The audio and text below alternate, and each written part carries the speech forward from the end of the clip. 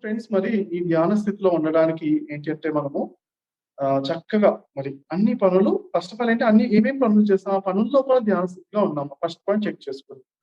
తర్వాత ఏంటి రెండోదేంటి మనుషుల దగ్గర అందరి మనుషుల దగ్గర మనం ప్రేమతో ఉంటున్నామా, సంతోషంతో ఉంటున్నామా, ధ్యాన స్థితిలో ఉంటున్నామా? ఒక్కోసారి మనుషులు కూడా వచ్చినప్పుడు మారిపోతాం. మన ఫ్రీక్వెన్సీ మారిపోతుంది. చూసుకోండనమాట. అది కూడా చెక్ చేసుకోండి. చాలా ఇంపార్టెంట్. అలానే 24 గంటలు మరి మనము ఆ ధ్యాన స్థితిలో ఉంటున్నామా లేదా? మళ్ళీ కోల్పోతున్నామా? అనేది self check and self introspection అన్నమాట. ఒక డైరీ రాయడం గాని, లేకపోతే ఒక ఫ్రెండ్స్ అందరికి కలిపి ఒక వాట్సాప్ గ్రూప్ పెట్టుకొని, ఒక నలుగురు, 5 ఫ్రెండ్స్ పెట్టుకోండి. మీరే ఒక వాట్సాప్ గ్రూప్ క్రియేట్ ధ్యాన స్థితి 24 గంటలు ధ్యాన స్థితి అని పెట్టుకోండి. ఆ గ్రూప్‌లో ఏంటంటే ఇంకోటి గుర్తుంచుకొని రోజు నైట్ నేను ఒక చెప్తానన్నమాట.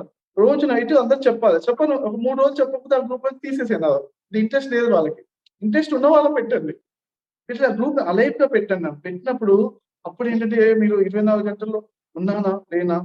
చక్కగా ఉన్నానా? అని చెక్ చేసుకుంటే సెల్ఫ్ ఇంట్రాస్పెక్షన్ గ్రూప్‌లో కూడా మెసేజ్ చేయాలని చెప్పేసి మీరు చక్కగా రోజు చెక్ చేసుకొని అనాలిసిస్ చేసుకొని ఓకే. ఇక్కడిక్కడ మిస్ అవుతుంది కదా! అక్కడక్కడ యాడ్ చేసుకుంటూ వెళ్ళాలి. మనం దృష్టి పెట్టినేది సృష్టి యందు పుష్టమే అంటారు. మనం 24 గంటలు ధ్యాన స్థితిలో ఉండాలి. క్లాస్ అటెండ్ అయ్యారు అంటేనే మీకు ఆటోమేటిక్‌గా చాలా ఇంప్రూవ్‌మెంట్ వస్తాయి.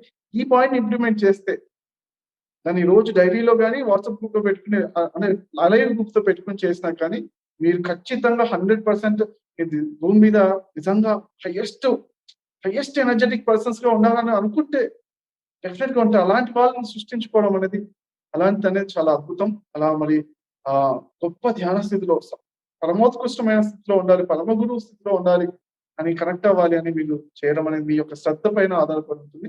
Wish you all the best friends.